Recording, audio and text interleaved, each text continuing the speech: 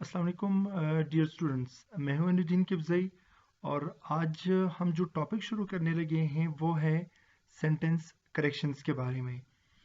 ये क्वेश्चन आपके सामने कभी सेंटेंस करेक्शंस के नाम से आता है, कभी आइडेंटिफाइंग एरर्स के नाम से आता है, कभी स्पॉटिंग एरर्स के नाम से आता है और इसमें आपकी ग्रामर चेक की जाती है, आपकी वोकेबलरी चेक की जाती है और अब ज़रा डिस्कस करते हैं कि ये किन किन एग्ज़ाम्स में आपको इस क्वेश्चन की ज़रूरत पड़ सकती है।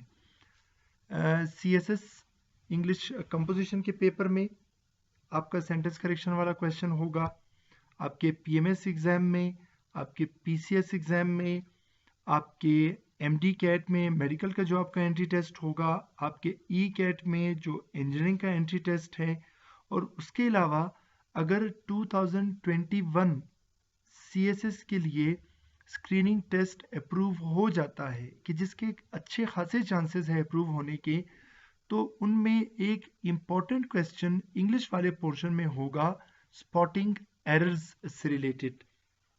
तो अगर आप ये पोर्शन प्रिपेयर कर लेते हैं तो ये आपको स्क्रीनिंग टेस्ट में भी काम आ सकता है अगर वो अप्लाई होता है, और अगर अप्लाई नहीं भी होता तो वो आपको ये वाला पोर्शन जो है वो आपको इंग्लिश कंपोजिशन के पेपर में काम आ सकता है। इसलिए ज़रा रूल्स डिस्कस करते हैं। There are some 170 to 180 rules और ऑब्वियस सी बात है कि सारे रूल्स एक ही लेक्चर में कवर नहीं हो सकते, क्योंकि हमने रूल्स देखने हैं, उनको डिस्कस करना है, रीजंस डिस्कस करने हैं और पास्ट पेपर्स में से ये रूल्स उठाए गए हैं। तो इसलिए ये सब कुछ जो है ये एक ही पेपर में बल्कि एक ही लेक्चर में ये पॉसिबल नहीं होगा। तो इसलिए हम कोशिश करेंगे कि इसकी एक सीरीज ऑफ लेक्चर लेके चलें और उस सिलसिले में ये हमारा पहला लेक्चर होगा। अब ज़रा इसे डिस्कस करते हैं। जब हम बात करते हैं सेंटेंस करेक्शन के बारे में तो ये है आइडेंटिफाइंग एरर्स से रिलेटेड, यानी आपने मिस्टेक्स ढूंढनी है। मिस्टेक्स ग्रामर से भी रिलेटेड हो सकती है, मिस्टेक्स स्पेलिंग से भी रिलेटेड हो सकती है। जब हम बात करते हैं ग्रामेटिकल मिस्टेक्स या ग्रामेटिकल रूल्स की, इसमें एक्चुअली हम बात करते हैं सेंटेंस स्ट्रक्चर के बारे में। और सेंटेंस स्ट्रक्चर मीन्स कि किसी सेंटेंस में जो डिफरेंट कंपोनेंट्स हैं वो किस सीक्वेंस में यूज होंगे, ठीक है। और इसे हम लिंग्विस्टिक्स वाली लैंग्वेज में सिंटेक्स के नाम से भी जानते हैं। तो एक तो पोर्शन हो गया हमारा सिंटेक्स से रिलेटेड। उसके अलावा हमारा जो दूसरा पोर्शन होता है वो होता है स्पेलिंग मिस्टेक से रिलेटेड, यानी वो आपको कोई ऐसा वर्ड दे देंगे, कोई ऐसा सेंटेंस आपको दे देंगे कि जिसमें सेंटेंस ग्रामेटिकली तो ठीक होगा मगर स्पेलिंग मिस्टेक्स की वजह से उसमें वो एरर आएगा। और स्पेलिंग वाले पोर्शन को हम लिंग्विस्टिक्स वाली लैंग्वेज में कहते हैं सिमेंटिक्स। तो यहाँ पर एक बात क्लियर हो गई कि आपके सेंटेंस एरर्स या तो सिंटेक्स से रिलेटेड हो सकते हैं या फिर सिमेंटिक्स से रिलेटेड, यानी ग्रामर से रिलेटेड या फिर उसके स्पेलिंग मिस्टेक्स हो सकती हैं। अब ज़रा इसको टेक्निकली लेके चलते हैं। जब हम बात करते हैं एरर्स को डिटेक्ट करने के बारे में, आइडेंटिफाई करने के बारे में, उनको स्पॉट करने के बारे में, फिर उसके बाद उनकी करेक्शन जब हम करेंगे तो दो चीज़ें आपको बड़ी हेल्प आउट करेंगी। एक होगी आपकी आईज और एक होगी आपके ईयर्स, और इन दोनों को हम कहते हैं डिटेक्टर्स। अब डिटेक्टर्स कैसे? आपने देखा होगा कि बड़े बड़े शॉपिंग मॉल्स वगैरह में या कोई फंक्शन अगर कहीं पर होता है तो वॉक थ्रू गेट्स लगे होते हैं, और जब आप उन वॉक थ्रू गेट से गुजरने लगते हैं तो अगर आपके पास कोई मेटल वगैरह होगा, कोई वेपन होगा, तो वहां पर एकदम से वो एक अलार्म बजेगा। तो वो असल में डिटेक्टर्स होते हैं। Same is the case with you कि आपकी बॉडी में दो डिटेक्टर्स होते हैं, your eyes and your ears. ये दो डिटेक्टर्स होते हैं। अच्छा, अब आईज और ईयर्स कैसे, इनको जरा देखते हैं। आईज, जब आप कोई चीज पढ़ते हैं, जब आप उसकी रीडिंग करते हैं, इट मीन्स आप वो चीज देख रहे हैं। तो बहुत सारी मिस्टेक्स ऐसी होती हैं कि जिनको जब आप देख रहे होते हैं फॉर एग्जाम्पल आपकी आइज जो हैं उन्होंने रीडिंग करते हुए ये चीज देखी है कि एक्सेप्ट जो है यानी कबूल करना, उसके स्पेलिंग्स है ACCEPT। अब जब आप ये सेंटेंस पढ़ते हैं और सेंटेंस होगा कि आई एक्सेप्ट माई मिस्टेक, अब सुनने में ये सेंटेंस बिल्कुल ठीक है, मगर जब आप इसे देखते हैं एक्सेप्ट, तो फिर आपके आईज आपको बताते हैं कि यार ये वो वाला एक्सेप्ट नहीं है कि जो होना चाहिए, बल्कि जो एक्सेप्ट होना चाहिए दैट इज ACCEPT। यानी आपकी आइज जो है उन्होंने आपको हेल्प आउट किया एरर को आइडेंटिफाई करने में। और ये डिपेंड किस चीज पे करेगा, आपके ये आइज वाले डिटेक्टर्स अच्छी क्वालिटी के तब हो सकते हैं जब आप करेक्ट इंग्लिश पढ़ने की आदत बना लेंगे। तो आप जब भी करेक्ट इंग्लिश पढ़ेंगे, उनसे हटकर अगर कोई सेंटेंस आपके आंखों के सामने आता है तो एकदम से आपको आइडिया हो जाएगा कि नहीं यार, ये सेंटेंस इस तरह देखने का मैं आदी नहीं हूं, तो इसलिए this is a mistake here. अच्छा, उसके बाद एक और डिटेक्टर जो हमारी बॉडी में होते हैं वो ईयर्स। और वो किस तरह, अब फॉर एग्जाम्पल कोई सेंटेंस लिखा नहीं है मगर आप उसे सुन रहे हैं, तो जब हम सुनने की बात करते हैं तो उसमें एक सेंटेंस हम उसको एग्जाम्पल के तौर पे ले लेते हैं कि I is not working hard. अब जब आप सुनते हैं, आपके कान आपको एकदम से एक अलार्म दे देते हैं और वो ये कहते हैं कि यार मैं आई के साथ इज सुनने का आदी नहीं हूं, सो इट मीन्स यहां पर कोई मिस्टेक है। तो फिर आप रियलाइज करते हैं कि यार आई इज नहीं बल्कि I am not working hard. It means के आपके ईयर्स जो हैं वो भी आपको हेल्प आउट करते हैं एरर्स को आइडेंटिफाई करने में, उन्हें डिटेक्ट करने में। अब आपने करना क्या है, आपकी अप्रोच कैसे होगी। आप जब कभी सेंटेंस करेक्शन वाले, स्पॉटिंग एरर्स वाले, एरर्स आइडेंटिफिकेशन वाले जब आप क्वेश्चंस अटेम्प्ट करेंगे, आपने सेंटेंस को पढ़ना है, एटलीस्ट इतनी जोर से पढ़ना है कि आपको अपनी आवाज सुनाई दे। अच्छा, इससे फायदा क्या होगा, जब आप सेंटेंस पढ़ रहे होते हैं तो ऑब्वियसली आप उसे देख रहे हैं, इट मींस आपकी आईज वाले डिटेक्टर्स जो हैं वो फंक्शनल हो गए। और जब आप उसे पढ़ते हैं और आपको अपनी आवाज सुनाई देती है, तो इसका मतलब ये हुआ कि आपकी ईयर्स वाले डिटेक्टर्स भी फंक्शनल हो गए हैं। तो इसलिए इस तरह क्या होगा कि आपके दोनों डिटेक्टर्स साइमल्टेनियसली एक्टिव होंगे। और अगर कोई मिस्टेक आईज से बच जाती है, ईयर्स उसको पकड़ लेंगे, ईयर्स से बच जाती है तो आईज उसको पकड़ लेंगे। तो ये एक चीज आपने माइंड में रखनी है। और फिर स्टूडेंट्स पूछते हैं कि सर ये ईयर्स वाले डिटेक्टर्स कैसे अच्छी क्वालिटी के होंगे, इंप्रूव कैसे होंगे। तो उसमें एक डेफिनेट सी बात है कि आप जितनी ज्यादा करेक्ट इंग्लिश सुनेंगे, उतनी ही आपके ईयर्स वाले डिटेक्टर्स जो हैं वो अच्छी क्वालिटी के होते जाएंगे। अब कैसे, अब कुछ एग्जांपल्स हम लेके चलते हैं। जब हम बात करते हैं होमोफोन्स के बारे में, होमोफोन्स आपको सेंटेंस करेक्शन में मिलेंगे जो कंफ्यूजन क्रिएट करते हैं। अब होमोफोन्स हैं क्या, homo means same, phone means sound, so homophones means same sound. और जब हम लिंग्विस्टिक पॉइंट ऑफ व्यू से बात करते हैं तो होमोफोन्स का मतलब ये हुआ कि ऐसे वर्ड्स कि जिनके साउंड, जिनकी प्रोनंसिएशन सेम है मगर उनके स्पेलिंग्स और उनके मीनिंग्स जो हैं वो डिफरेंट है। अब कैसे, डिस्कस करते। एक एग्जांपल है हमारे सामने, 10 cows have 24 legs। अब जब आप ये सुनेंगे आप ये कहेंगे कि नहीं यार इसमें तो मिस्टेक है, 10 cows के कैसे 24 legs हो सकते हैं। यानी आपके कानों ने आपको ये बताया कि यार इसमें कोई मिस्टेक है, मगर जब आप उसे पढ़ते हैं then you come to know कि 10 cows have 4 legs, वो FOUR वाला 4 नहीं बल्कि FORE यानी फ्रंट लेग्स। एंड देन जब आप कैलकुलेशन करते हैं तो एक काउ के फ्रंट 2 लेग्स तो 10 के ऑब्वियसली 20 फ्रंट लेग्स आ जाएंगे। सो इट मीन्स के 4 इन दोनों की प्रोनाउंसिएशन सेम है मगर इनके स्पेलिंग्स और मीनिंग्स डिफरेंट हैं।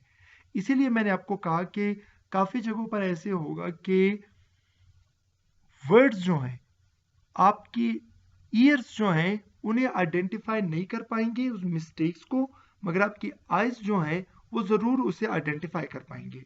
तो इसलिए इस चीज़ का आपने ख्याल रखना है। There is another example related to it. For example there are 60 cups. अब जब आप सुनेंगे आपको क्लियर नहीं होगा कि यार अच्छा ये 60 कप्स के बारे में बात हो रही है या फिर 6 टी कप्स के बारे में बात हो रही है।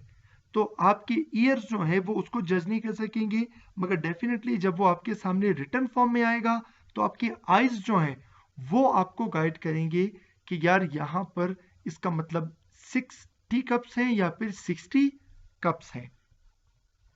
अब कुछ रूल्स हैं, लाइक आई टोल्ड यू कि 170 टू 180 रूल्स जो past papers PMS, PCS, CSS, MD-CAT इन सब से सॉर्ट आउट किए हुए हैं। इन रूल्स को हम देखेंगे, डिस्कस करेंगे वन बाय वन और इनके पीछे लॉजिक देखेंगे। अब for example rule number 1, a white and red cow is grazing आएगा या आर ग्रेजिंग आएगा? इसको जरा देख के चलते हैं। A means singular, white and red cow, इसका मतलब ये हुआ कि काउ एक ही है, वाइट और रेड उस काउ के दो कलर्स हैं। तो इसलिए अब एक ही काउ है तो इसलिए आपने यूज करना है कि a white and red cow is grazing. अच्छा, अब इससे मिलती जुलती एक और एग्जांपल देखते जाएं। अ वाइट एक एंड अ रेड दो, काउ इज ग्रेजिंग नहीं, आर ग्रेजिंग, क्योंकि यहां पर आप देखें रेड के लिए अलग अ है और वाइट के लिए अलग। सो इट मीन्स यहां पर दो काउस के बारे में बात हो रही है, एक का कलर वाइट है एक का कलर रेड है। तो इसलिए यहां पर फिर हम प्लूरल यूज करेंगे कि a white and a red cow are grazing. ठीक है, ये छोटे छोटे माइन्यूट से पॉइंट्स हैं कि जिनको अपने माइंड में रखना है। अब एक बहुत important point, look at sentence number 3, the teacher along with his students is here are here। अब आप ये सोच रहे होंगे कि यार स्टूडेंट्स हैं, प्लूरल है, तो इसलिए यहां पर आर आना चाहिए। नो, एक रूल माइंड में रखें कि along with कनेक्टर है, ठीक है, और क्या डिसाइड करेगा कि आगे वर्ब जो होगा वो सिंगुलर ट्रीट होगा या प्लूरल ट्रीट होगा। तो उसके लिए आपने along with से पहले जो नाउन या प्रोनाउन यूज हुआ है आपने उसे नजर में रखना है। तो आप देख सकते हैं कि along with से पहले लिखा हुआ है द टीचर, तो द टीचर चूंकि सिंगुलर है तो इसलिए the teacher along with his students is here। ठीक है, अच्छा, बिल्कुल इसी से मिलता जुलता। अब जब हम बात करेंगे एक और connector, like, Ali like his brothers is absent today।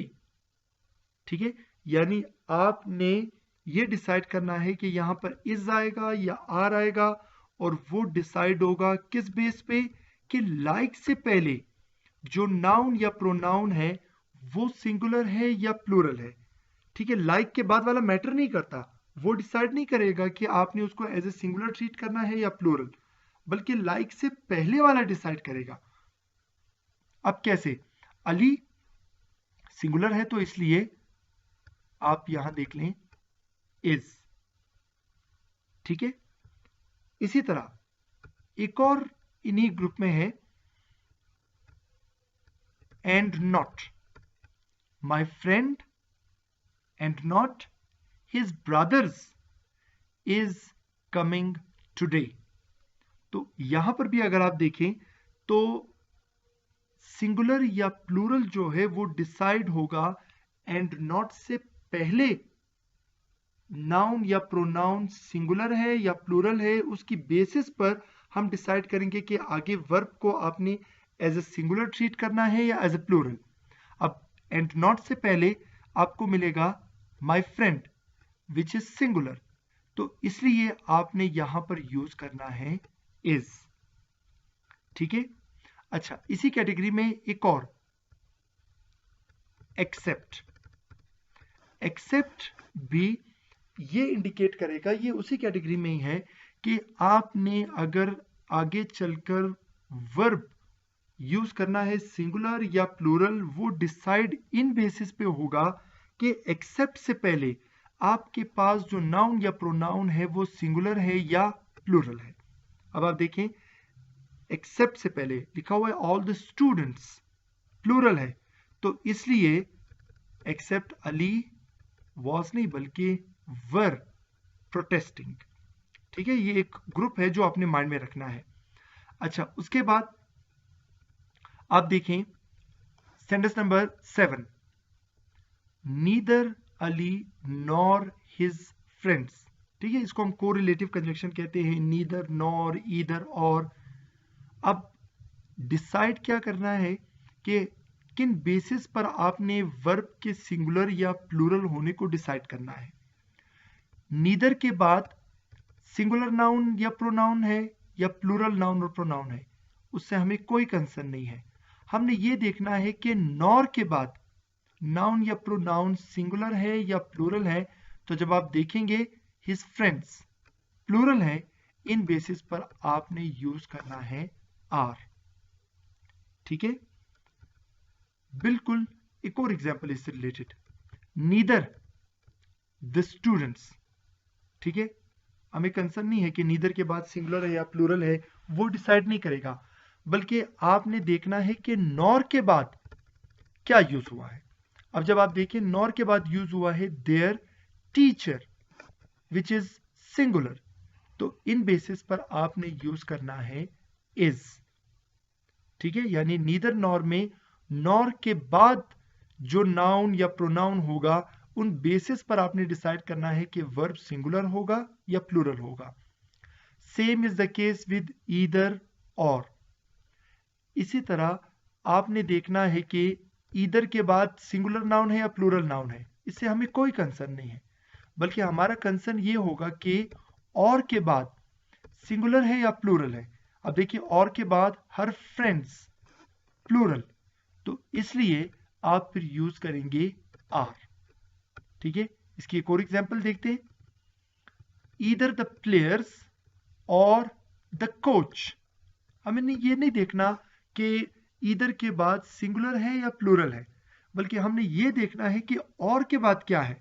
और आप देखें कि और के बाद लिखा हुआ है the coach which is plural, sorry singular, इसलिए आपने यहां पर यूज किया इज।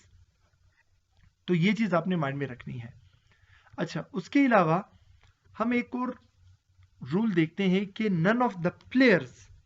अब लोग कंफ्यूज होते हैं कि यार अगर प्लेयर्स है तो प्लेयर्स के साथ वॉज और वर में से अगर ऑप्शन हो तो वर आना चाहिए। ठीक है, नो, आपने क्या करना है, आपने चीजों को कॉन्टेक्स्ट में देखना है। ठीक है, अब कॉन्टेक्स्ट में कैसे देखना है, वो कह रहे कि none of the players, none means no one. ठीक है, यानी नॉट एनी वन। तो जब नो वन की हम बात करते हैं तो no one, one is singular, तो इसलिए none of the players means it is singular, तो इसलिए none of the players was ready for the match. अच्छा, फिर हम इसको देखते हैं रूल नंबर 12 को, 4 years। ठीक है, अब आप सोच रहे होंगे यार years जो है वो तो year का प्लूरल है, तो यहां पर आर आना चाहिए। नो, आपने सेंटेंस पूरा देखना है, उसका कॉन्टेक्स्ट आपको समझ आ जाएगा कि आगे लिखा हुआ है is a very long time, यानी ड्यूरेशन की बात हो रही है। तो जब ड्यूरेशन की बात हो रही है तो फिर हम उससे आर नहीं बल्कि उसको इज कंसिडर करते हैं। ठीक है, बिल्कुल वैसे ही अगर आप इसको उर्दू में देखें तो आप ये कहेंगे कि 4 साल एक बहुत बड़ा दौरानिया है। ठीक है, दौरानिये है नहीं बल्कि दौरानिया है। इसी तरह बिल्कुल इसी कैटेगरी का आप देखिए 20,000 रुपीज। अब आप रुपीज देखें, आप ये कहेंगे कि यार ये तो प्लूरल है, तो इसलिए आगे आर आना चाहिए। नो, सेंटेंस आप पूरा पढ़ेंगे तो आपको आइडिया हो जाएगा कि यार ये असल में अमाउंट की बात हो रही है। तो जब अमाउंट की बात हो रही होगी तो हम उसे सिंगुलर कंसीडर करेंगे, इज होगा। बिल्कुल वैसे ही अगर आप किसी से बात करते हैं तो आप उसे कहते हैं कि यार 20,000 एक बहुत बड़ी रकम है, रकूम है नहीं बल्कि रकम है। ये आपने माइंड में रखना है। अच्छा, उसके अलावा फिर हम आते हैं रूल नंबर 14 की तरफ। One of the boys is making noise या आर मेकिंग नॉइस। तो जब हम इसे देखते हैं तो आपको आइडिया होगा कि यार इसमें वो ये कह रहे हैं कि लड़कों में से सिर्फ एक लड़का शोर कर रहा है, कर रही है नहीं, कर रहा है। तो इसलिए one of the boys is making noise. ठीक है, अब कंफ्यूजन कहां पे होगी? सेंटेंस नंबर 15 को जरा देखिए। ही is one of those boys who is always making noise या आर ऑलवेज मेकिंग नॉइस। इसको जरा अगर हम उर्दू में ट्रांसलेट करें फिर आपको ज्यादा क्लियर होगा कि ये उन लड़कों में से है कि जो हमेशा शोर करता है नहीं बल्कि उन लड़कों में से, यानी वो लड़के जो हमेशा शोर करते हैं। तो यहां पर आपने लिखना है कि he is one of those boys who are always making noise. ठीक है, तो ये कुछ छोटी छोटी टेक्निकलिटीज हैं जिनको आपने सामने रखना है। और लाइक आई टोल्ड यू कि ये 170 टू 180 रूल्स हैं जो पास्ट पेपर्स में से उठाए गए हैं।